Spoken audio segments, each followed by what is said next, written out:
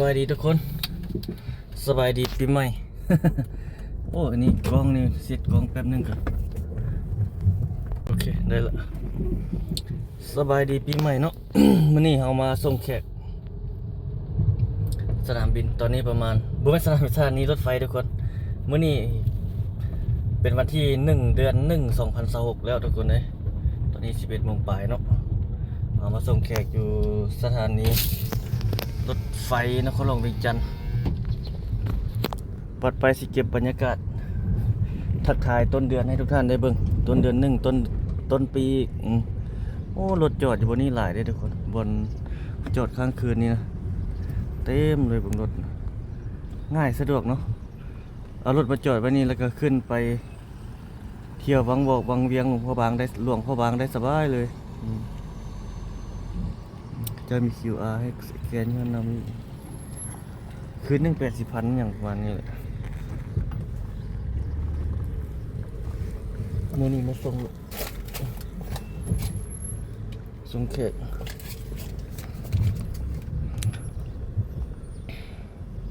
อันนี้ 10,000 กีบเงินกีบลาวเฮาเนาะ 10,000 กีบ 10,000 กีบกันนี่หูประธานไกรสอนผู้บริหารโลท่าใจโอ้ 10,000 กีบ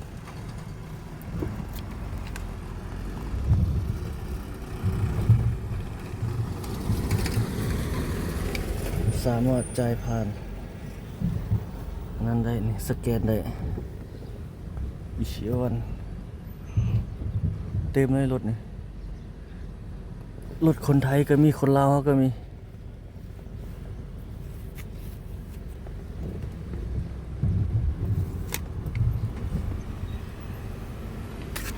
สวยดี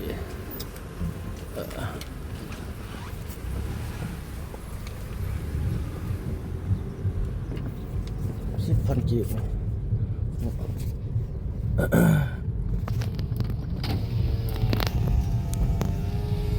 แถวนี้นี่ห้างขายข้าวขายน้ำนี่บางห้างก็ปิดแล้วบางห้างก็เปิดโดนๆเบื่อข้าวเปียกก็มีบางห้างนี่เปิดตอนเช้าบางห้างก็เปิดเหมือนมือเลยแล้วแต่กำลังแต่ละห้างขายเนาะขายแบบใดแล้วสิขายเหมือนมือบ่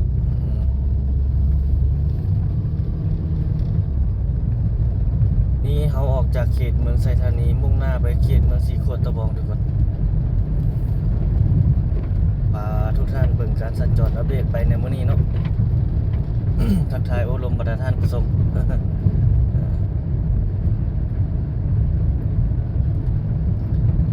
มื้อนี้เป็นวันพุธทุกคนบางคนบางท่านเขาเจ้าก็น่าจะเข้าไปใหม่แล้วพักเวียกพักการหลายอยู่พักเวียกพักงานเมื่อวานนี้เข้าดาวเมื่อวานนี้เนาะ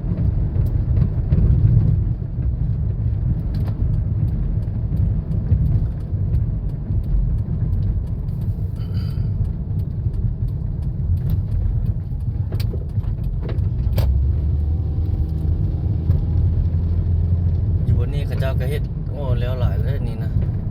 บ่ว่ามันจะเป็นอย่างนี้ตั้งเสาตั้งมาขึ้นมานี่ห้องแถวบ้านพักหรือจังใดลองเบิ่งเด้อ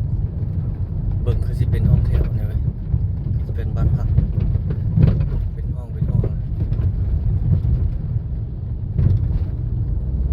เฮาแนมพี่ไปเฮาแนมเห็นนะ โรงแรมราชวงศ์ทุกคนเห็นสูงจังหน้าเฮาน่าจะเป็นโรงแรมราชวงศ์เนาะตั้งอยู่เขตบ้านเขตหลัก5เขตหอประชุมเขตพลพะเนาเขตนั่นแหละ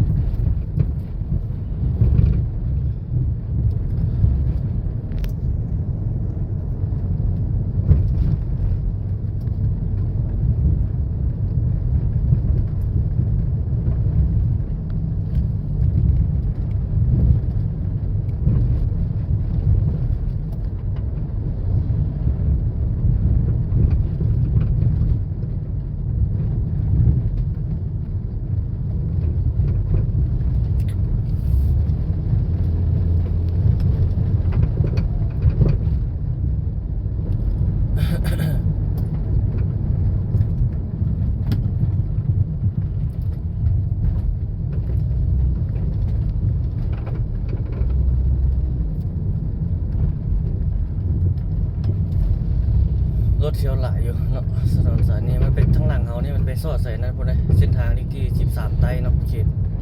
สนามกีฬาหลัก16พุ่นแหละทางไปข้างหลังเฮา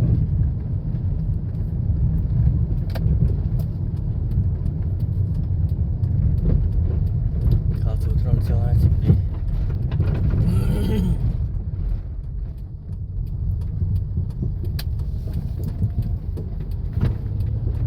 พาเบิ่งการสัญจรในต้นเดือนใหม่ต้นปีใหม่ทุกคน วันที่1 เดือน 1 2026เนาะทักทายสบายดีทุกท่าน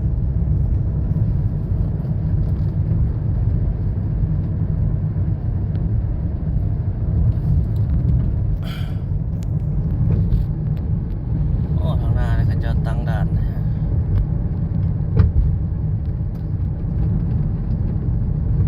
กดเอกสารเนาะ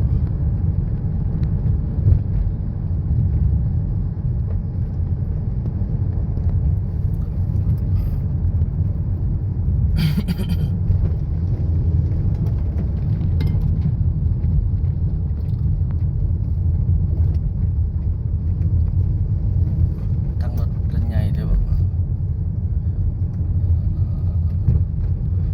น้ำหนักว่ะ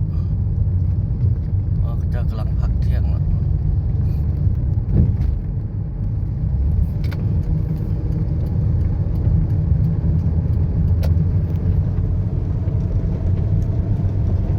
นี่คือบรรยากาศการสัญจรอยู่ถนน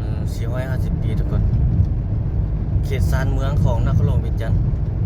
จากจุดนี้เข้าไปในเมืองนี่ก็ประมาณ4 กิโลเนาะประมาณคร่าวๆนั้น4 ลักเขตในเมืองเขตหลัก 5เขตปทุมไซนั่นแหละเขตในเมือง เทศบาลเมืองของนครหลวงเวียงจันทร์แท้ๆ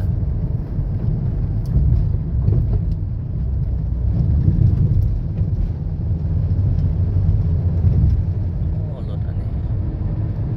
ตุกๆน้อยหลายตุกๆไฟฟ้าเนี่ย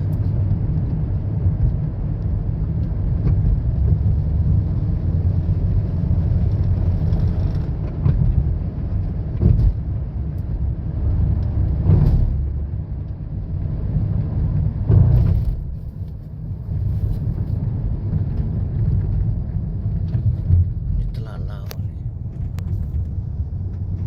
โอ้รถจอดมาจอดหลาย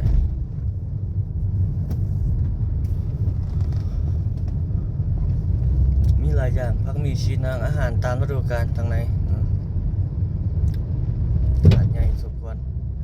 อันดับต้นๆของนครหลวงเวียงจันทร์เลยแหละตลาดลาวเนี่ยก็ได้นะขายส่งขายย่อยขายยกแต่เฮาซาใจเฮานี่ยกในน้ำส่วนตัวเฮานี่ยกให้ตลาดเล้าซี่หนองแต่งครับเป็นตลาดอันใหญ่อันดับ1ในนครหลวงเวียงจันทร์ตัวนั้นจะมีครบเลยขายส่งขายย่อยขายอย่างต่างๆหลายอย่างเนาะสินค้าจะมีมาแต่หลายแขวงอยู่ตัวนั้นเป็นต้นแม่ทางภาคเหนือของเราวเฮานี่หลายมาตัวนั้น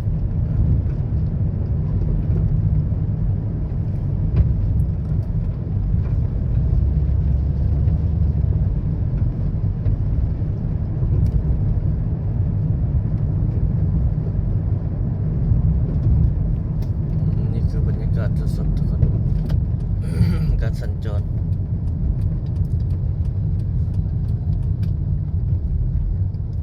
ไฟแดงรถโน่นนะโอ้ทางหน้ารถฉุกเฉินนะ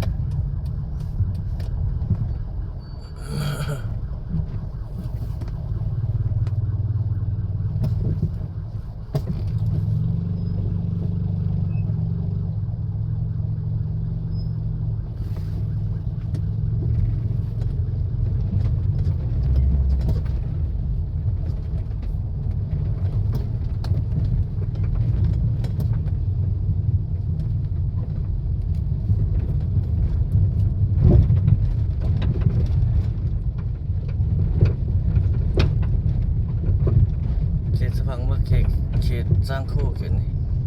เฮามุ่งหน้าไปทางเขตตรงดงดงใจ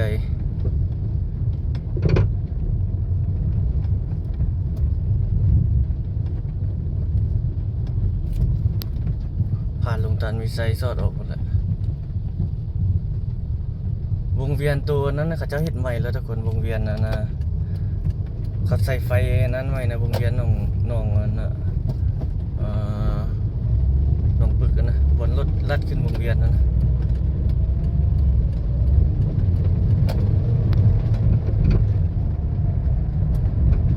มีรถน้ำมันขึ้นในวงเวียนฮะแล้วก็มีรถมือต่อมาเพิ่นมีรถน้อยขึ้นอีกเขาเจ้าเอาไฟมาใส่แบบนี้มากลางคืนนี่มันน่าจะมีไฟตอนห้องอยู่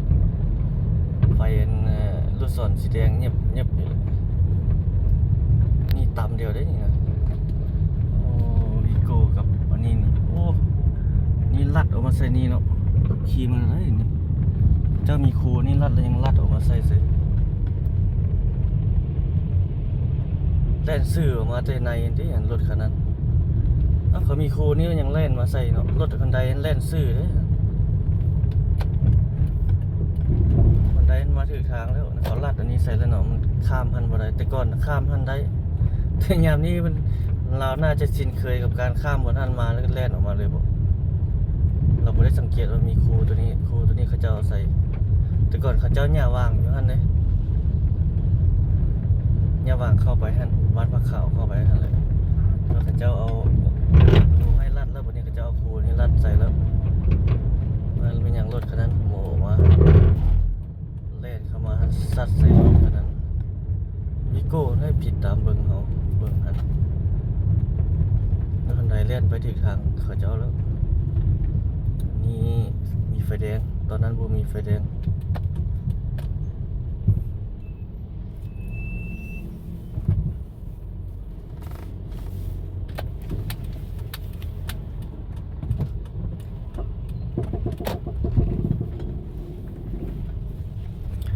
รถคันนี้มันวังวิวเขาเล่นน้ำหลัง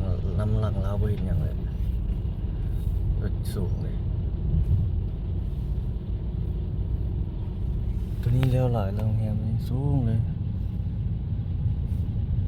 เบื้องรถออกมาแต่บ้านพักซีเกมเนาะ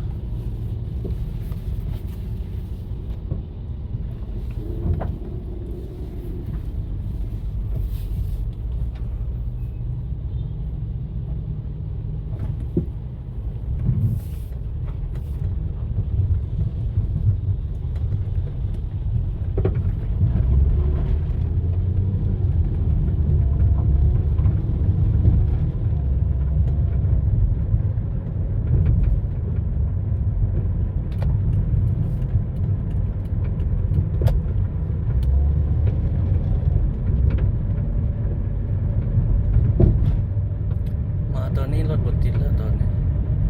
ถ้าเป็นตอนนั้นเศร้ารถติดตอนเศร้าตอนแรงตอนนี้11-12 โมงตอนนี้ประตูโค้งนี่เลี้ยวหลายแล้วเด้อทุกคนในประเทศประตูโค้งโมโซนี่ล่าสุดประมาณนี้แหละวันนี้เป็นวันที่1เนาะเดือน1 2026อันนี้คลิปถ่ายคลิปแรกของเมื่อวันที่วันที่ปี2026ทุกคนคลิปเราถ่ายอยู่ตอนนี้ทักทายกับการสัญจรเวียงจันทน์บ้านเฮาอีกตามเคยเช่นเก่าเช่นเดิมทางหน้านี่ไฟแดงตัดใส่นี่ไฟเขียวสิไปทัน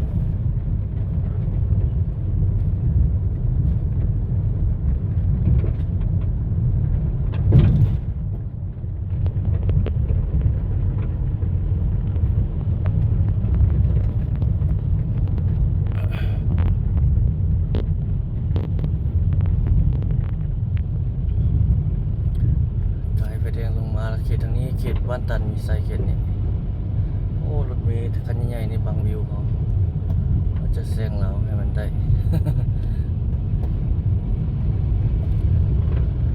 แซงไปได้แล้วเราแซงร้อยแล้ว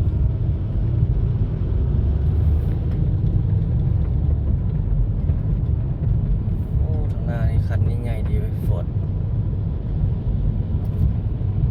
อยู่ยุโรปอยู่อเมริกาเขาขี่หลายได้รถอันนี้รถคนยุโรปนี่จะเป็นคันใหญ่ๆแบบนี้เนาะ คนอเมริกาเขาเจ้าตัวใหญ่เลยมาขี่รถ RC เฮานี่บ่ได้ตัวน้อย อันนี้ก็รถอันนี้เขานำเข้ามาถึงหมดเลย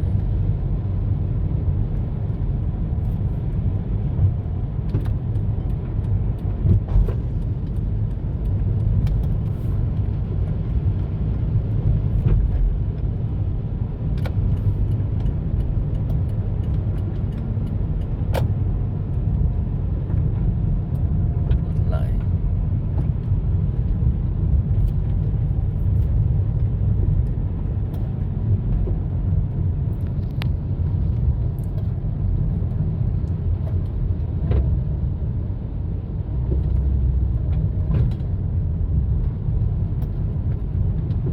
ายงามก็มีหลายแถวนี้ครับ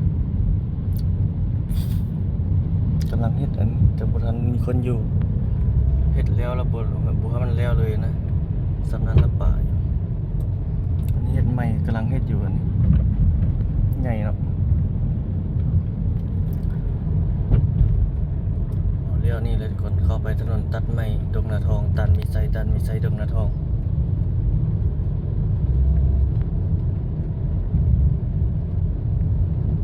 โอ้เบื้องนั้นรถบรรทุกอันนั้นบ่มาหลายมื้อนี้นะแต่ละมือโอ้รถบรรทุกมาหลาย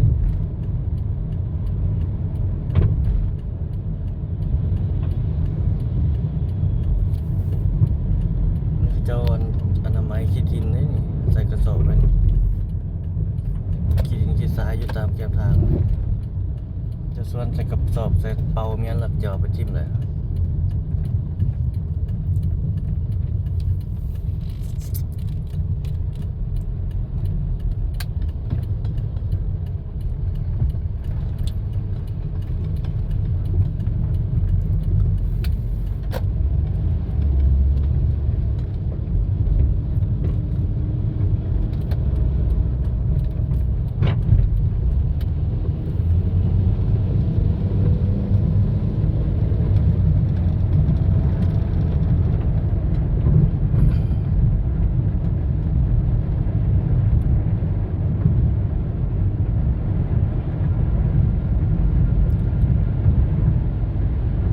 นี่เขาจะเห็นหน้าเสียงเบื้องนี่ขี้เหงื่ออยู่บนนี่นะจนลงฮอดเพจตัวละโค้งเนาะนี่ชิมเปล่าไว้นี่บ่งามเนาะนี่สระอยู่ตามแคมทางมันเหม็นสุดเลยน่าจะเป็นของเทคข้างในเนาะ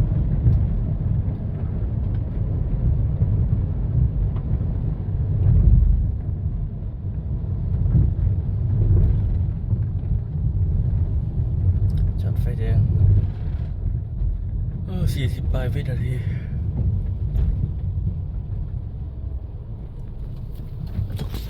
หอน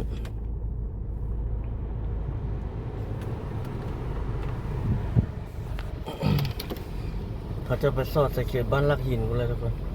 ก็เข้าสู่ถนนสีทองแล้วเกี่ยวเข้าไปดงโดกเนาะเกี่ยวเข้าไปดงนาโซกแล้วก็สอดออกถนนแกสอดถนนอาเซียนT2ว่าผิดถือเลยป่ะนี้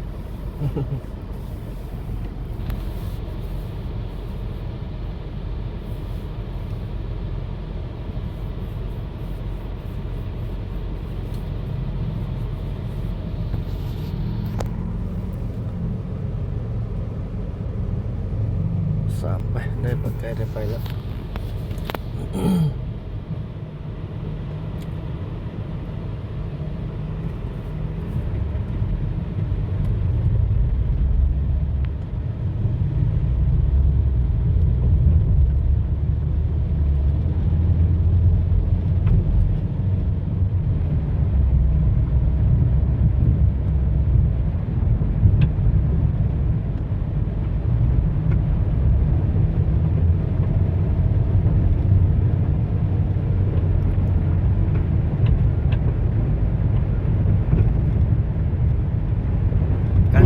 อยู่เขตสานเมืองของนครเวียงจันทน์เฮาเนาะเฮาแนไปทางหน้าหมดทุกคนมีตึกกำลังจะขึ้นอยู่บนตึกของคนจีนคือกันทางหน้าเฮามันหลายตึกขึ้นใหม่เขตในนครเวียงจันทน์เฮานี่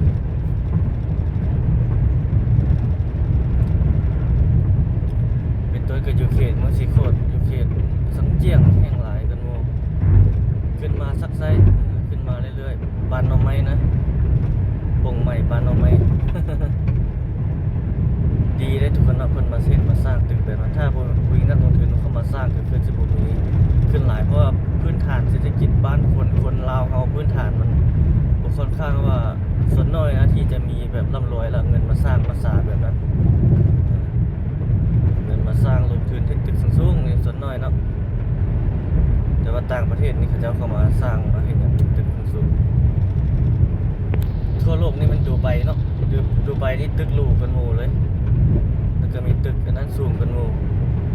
ดูไบนี่นักลงทุนแห่งน่าจะหลายน่าจะแม้แต่นักธุรกิจมาเลยไปอยู่บนเมืองดูไบเมืองดูไบนี่เป็นเมืองของคนรวยว่าไปแล้ว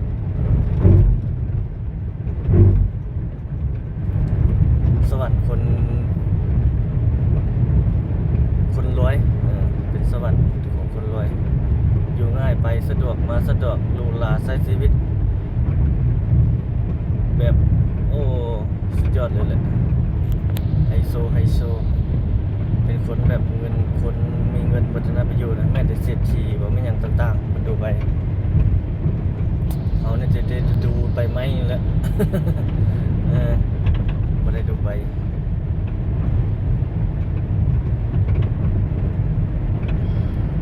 บ้านเขายังขึ้นหลายตึกอาคารนะ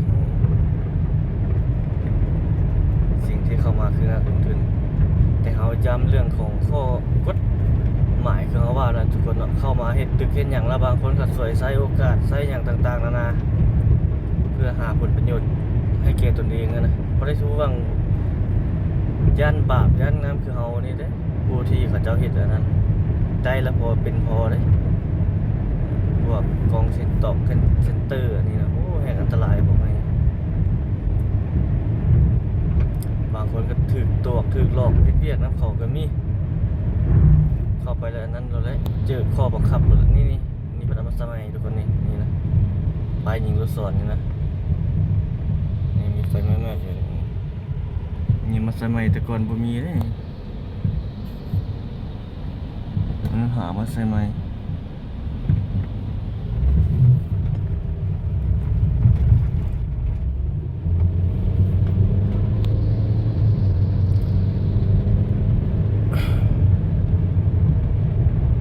เงินหลังนี้ครับโอ้สุดยอดอยู่แถวทุ่งนานี่ครับเฮ็ดเงินให้หยังโอ้พระเจ้ากำลังให้สร้างสรรค์หลายแม่นแต่หลังงาม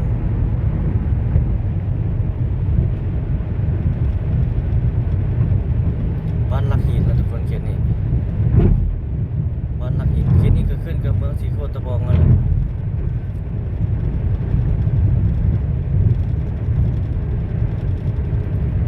เวลาถมดินถมดอนเนี่ยก็มีเอาเนี่ยพี่ไปสังเกียงเห็นตึกครับเจ้ากำลังเฮ็ดอยู่เพิ่นบ่ก็หลายเนาะ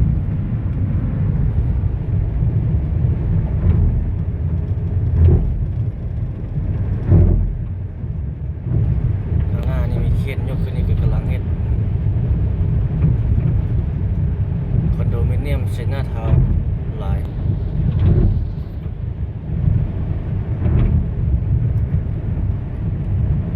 เข้าสู่เขตบ้านดงนาท้องบ่นี่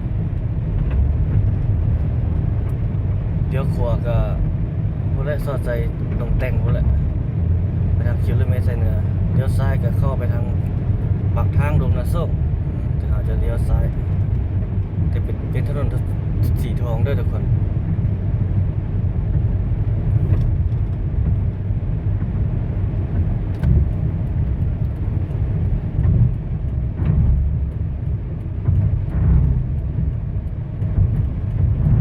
ไฟแดงผมก็ได้เปิด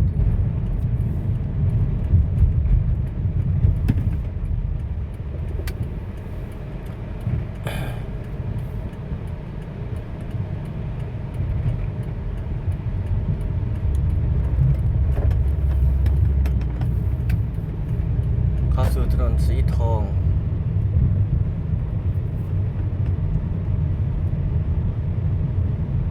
มุ่งหน้าลงไปทางขึ้นไปทางดงนาโศกเนาะปากทางเขตทางนี้ไป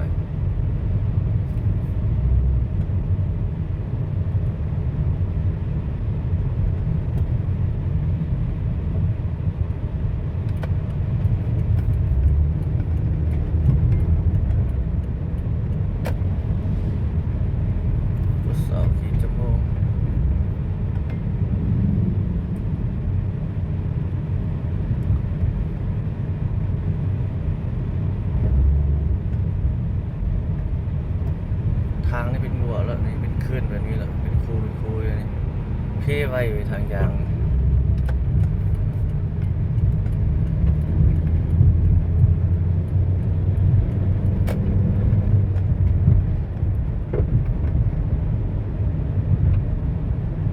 เขตทางหน้านี่มี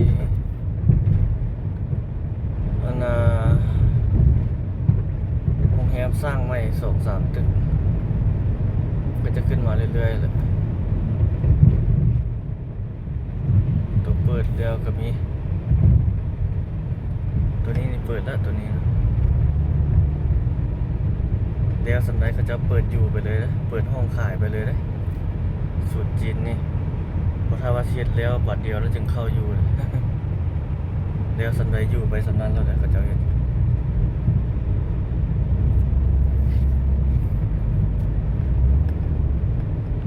คือตัวนั้นน้องทรายไปสมัครเฮ็ดอยู่นาน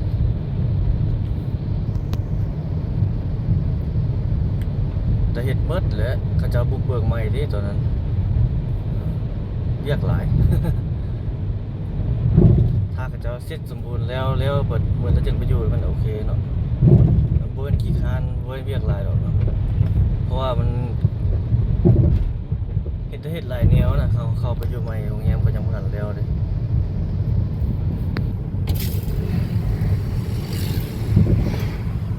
ตึกทั้งหน้าเอานี่โอ้แล้วหลายแล้วเนาะติดแก้วติดอย่างเลยหลายแล้วเนี่ยนี่ตึกตัวนี้เอาแนมมาสลายถ่ายแต่มุมไกลตึกทั้งหน้านี่แล้วเนาะแต่ตึกข้างหลังมันกำลังเฮ็ด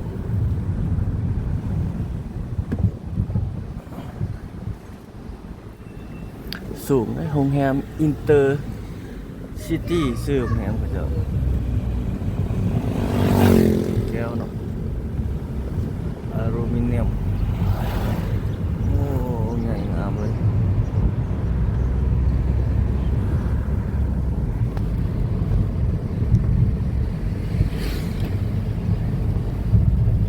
เขตบ้านดงนาสุเขตหน้าเฮาผ่านเขตปากทางมา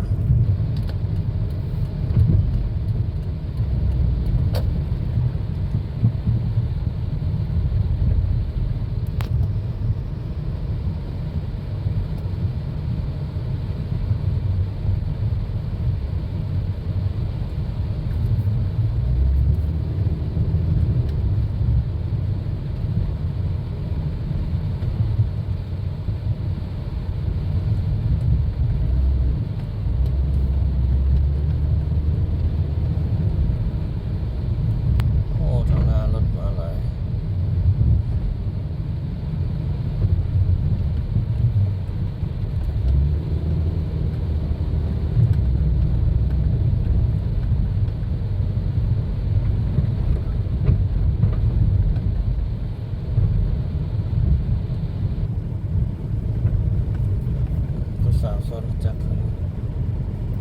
สาวเสื้อลาย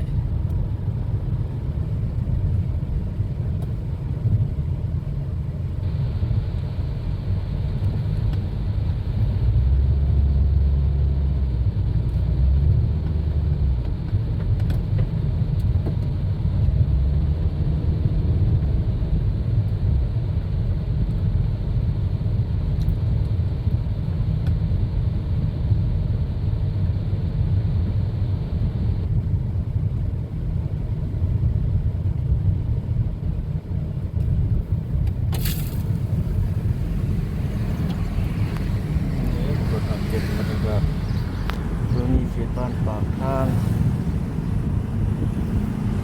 ดงนาโซ่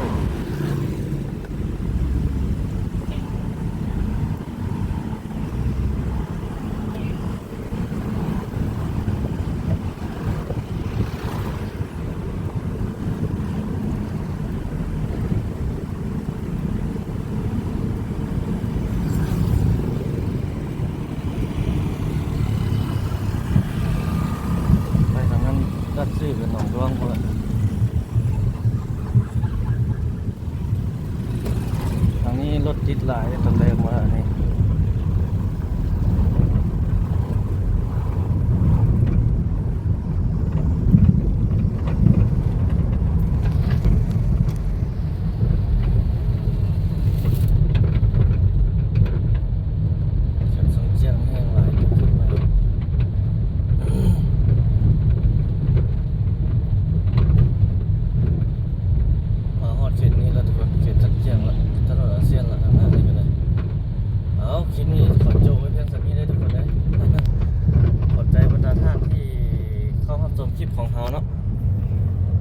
ใหม่คลิปวิดีโอถัดไปเราจะไปถ่ายใส่อัปเดตอย่างให้บรรดาท่านได้เบิ่งได้ชมอย่าลืมกดติดตามกดไลค์กดแชร์เนาะเพื่อเป็นกำลังใจให้เราในการสร้างคลิปทุกคนจบไปเพียงส่วนนี้โอ้ทางหน้ารถจะกินข้าวกินนั่งอย่างอยู่เขตนี้หลายเว้ยทัวร์จีนแขกจีนมีห้านอาหารนี่ว่าเขาเจ้ามาหลายเลยกินอาหารจีนมาเที่ยวลาวก็ได้สปอร์ตคุณเขา สนใจคลิปนี้ประมาณนี้ทุกคนขอบใจทุกท่านทำชมคลิปของเราเนาะสบายดี